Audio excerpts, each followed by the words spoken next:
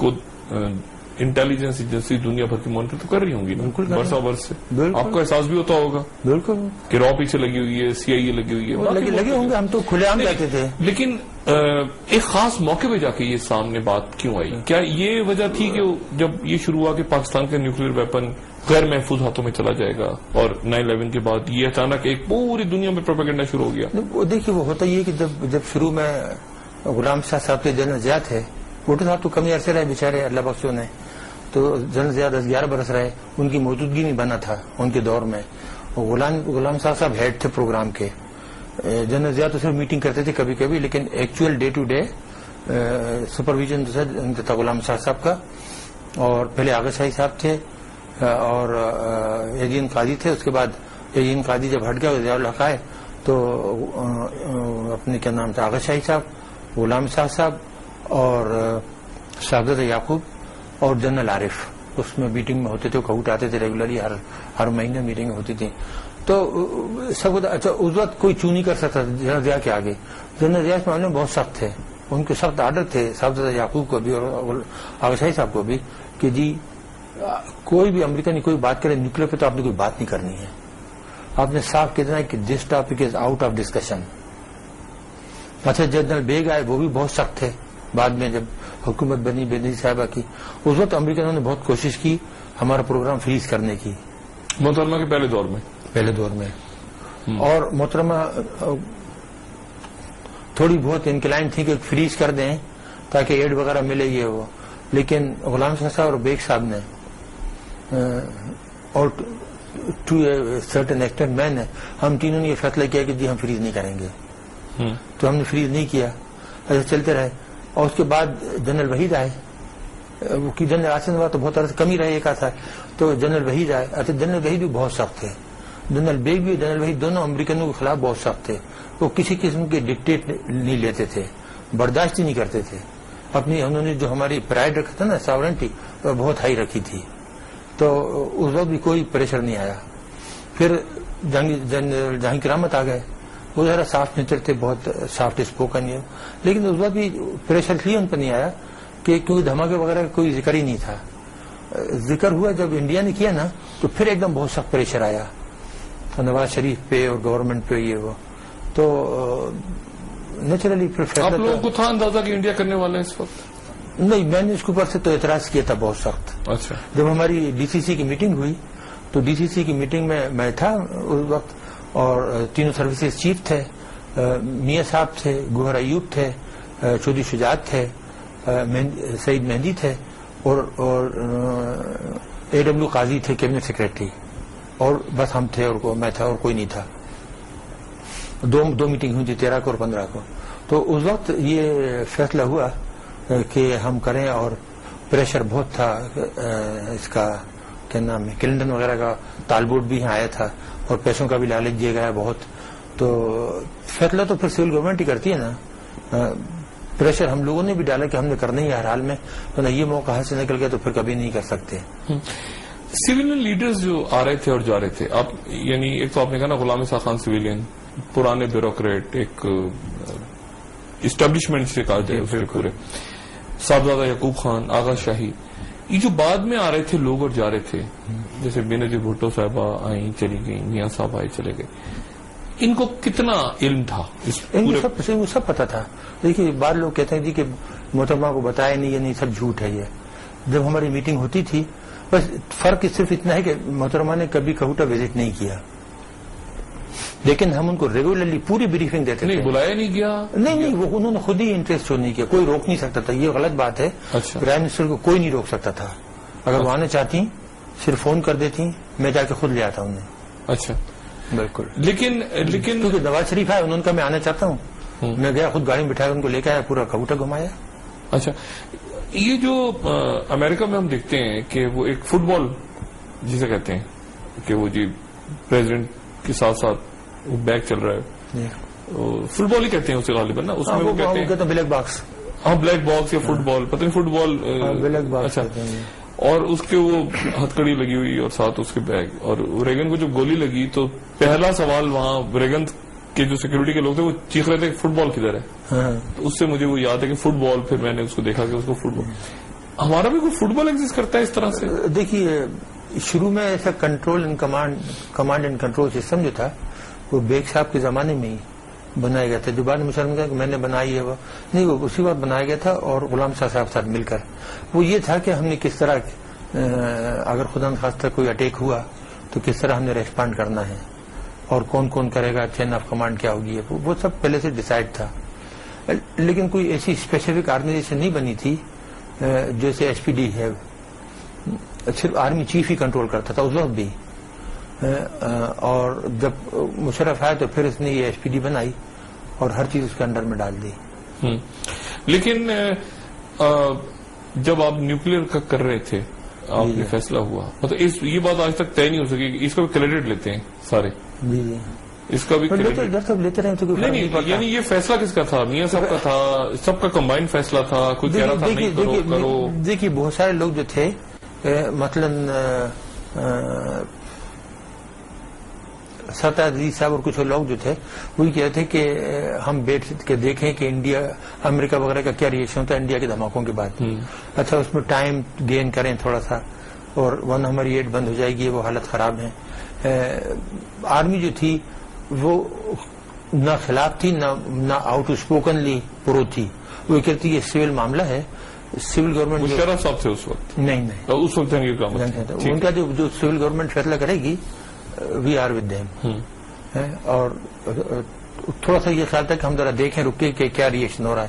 لیکن ہمارا یہ اندازہ ہوا جس میں گوہر ایوب صاحب تھے اور کیا نام ہے بعد میں مشاہد تھے, باہر وہ کیبنٹ میں نہیں تھے, یعنی اندر ڈی سی سی میٹنگ میں وہ تھے, اور میں تھا کہ اگر ہم نے ڈیلے کی تو اتنا پریشر بڑھ جائے گا کہ پھر ہم نہ کر پائیں گے اور پھر ہم زندگی بھر نہیں کر پائیں گے.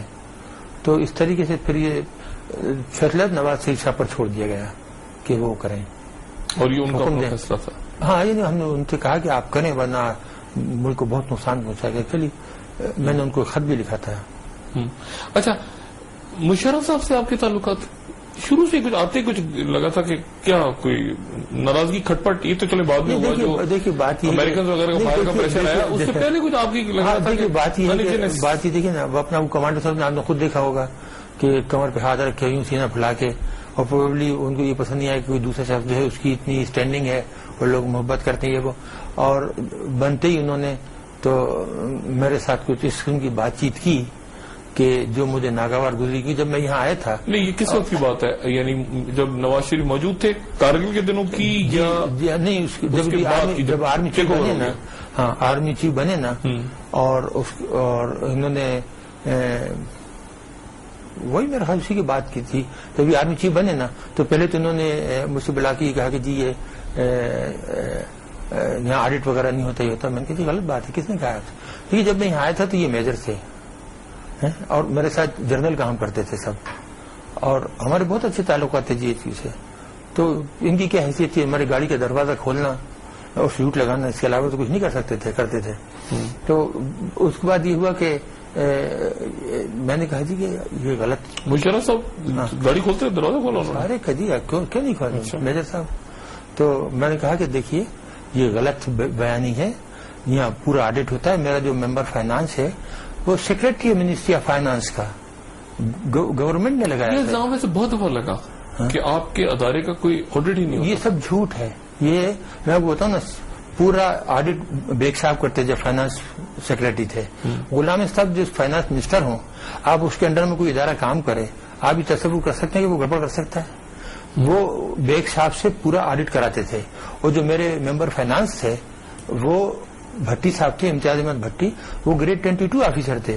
ان کے ساتھ ایک نمبر 2 تھے ہمارے فہیم صاحب, وہ گریڈ 21 آفیسر تھے, بعد میں گریڈ 22 وہ بھی ہوئے.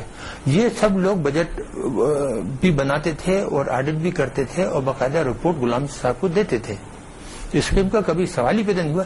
اگر اس قسم کی کوئی ہینکی پینکی ہوتی رہتا تو اخبار میں مشرف نے میرے خلاف اتنا زہر اگلا, کوئی ایک آڈٹ رپورٹ آئی, کسی نے اعتراض نہیں. لیکن پراپرٹیز دنیا بھر میں انہوں نے کہا جی ٹمبکٹو میں ہوٹلز ہیں, دنیا بھر میں اربوں خربوں ڈالرز ہیں, وہ آپ لے لینا. اگر ہوتا, دیکھیے بہت سے لوگوں جن کے اثاثے ہیں ایسے ہیں, وہ انٹرنیٹ پہ ہیں کہ نہیں ہے, آپ آج ڈاؤن لوڈ کر لیں. ایک ایک لسٹ دی ہوئی اکاؤنٹ نمبر کی اور جائیداد کی اور سب کی اور محلات کی.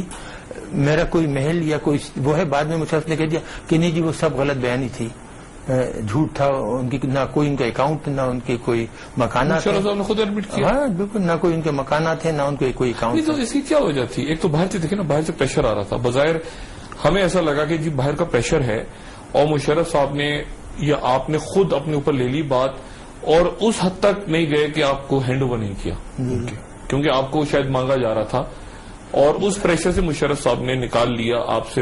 ایک وقفے کی بات خواتین حضرات، میں اس جواب کے ساتھ آؤں گا کہ ہینڈ اوور تو نہیں کیا بہرحال انہوں نے، جبکہ دنیا کی طرف سے شور ہو رہا تھا کہ ہمارے حوالے کیا جائے. ہمیں وہ جا کے بہرحال آپ سے انہوں نے معافی وغیرہ جو بھی کرنا تھا کر لیا، مگر انہوں نے ہر فورم میں وہ کہتے تھے کہ ہم خود تحقیقات کریں گے، ان کا ہینڈ اوور نہیں کریں گے. تو وہ یعنی پھر یہ کیا تعلق تھا آپ کا اور مشرف صاحب کا؟ ایک وقفے کے بعد خواتین حضرات، ڈاکٹر عبدالقدیر خان.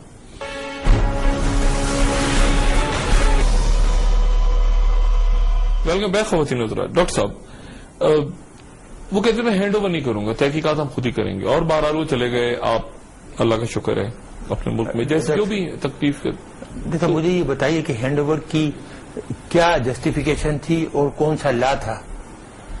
پاکستان نے نہ ہی NPT سائن کیا تھا، اور نہ ہی پاکستان نے NSG نیوکلیر سپلائرز گروپ، نہ ہم کسی رجیم کے ممبر تھے، اور نہ ہی ہم نے کوئی وائلیشن کی تھی.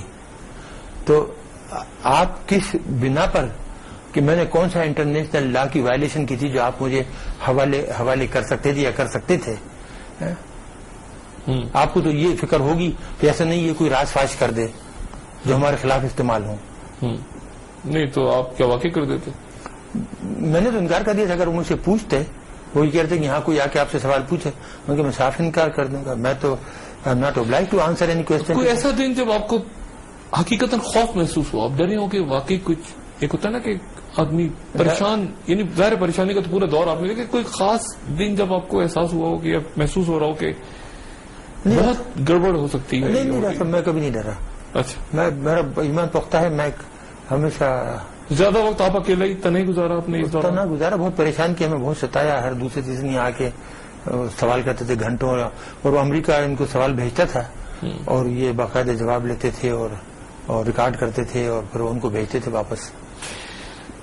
یہ جو ایران پہ سینکشنز لگی، جی اچھا، اب وہ چاہ رہے ہیں نیوکلیر بن جائے.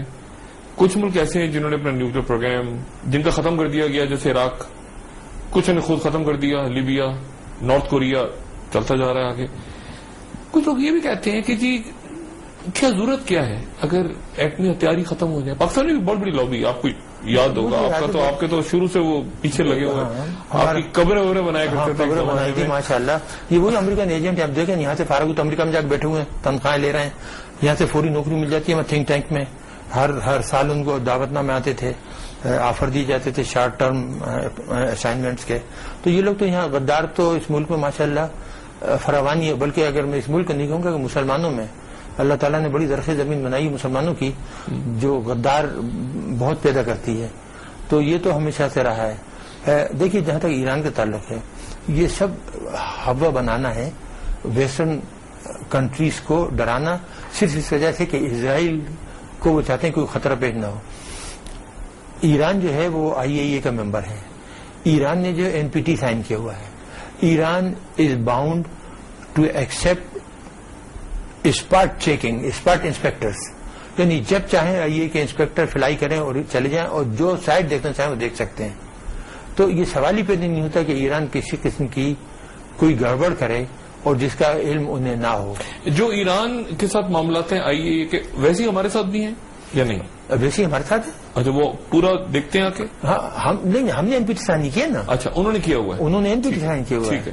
یہ بزمین افسان کا فرق ہے کہ انہوں نے NPT سائن کیا تو وہ باؤنڈ ہیں ہر چیز دکھانے کے. انڈیا نہیں کیا، انڈیا نہیں کیا ہوا. تو پاکستان اور انڈیا اور اسرائیل بھی نہیں ہے. اسرائیل بھی نہیں، اسرائیل بھی نہیں ہے. ٹھیک ہے.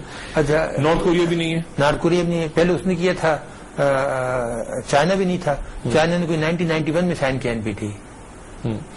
تو اچھا، محفوظ کتنا ہے ایٹمی پروگرام؟ یعنی ہمارے پاکستان میں ایک جو دھڑکا لگا رہتا ہے. دیکھیں ڈاکٹر صاحب، آپ سے بہتر کون جانتا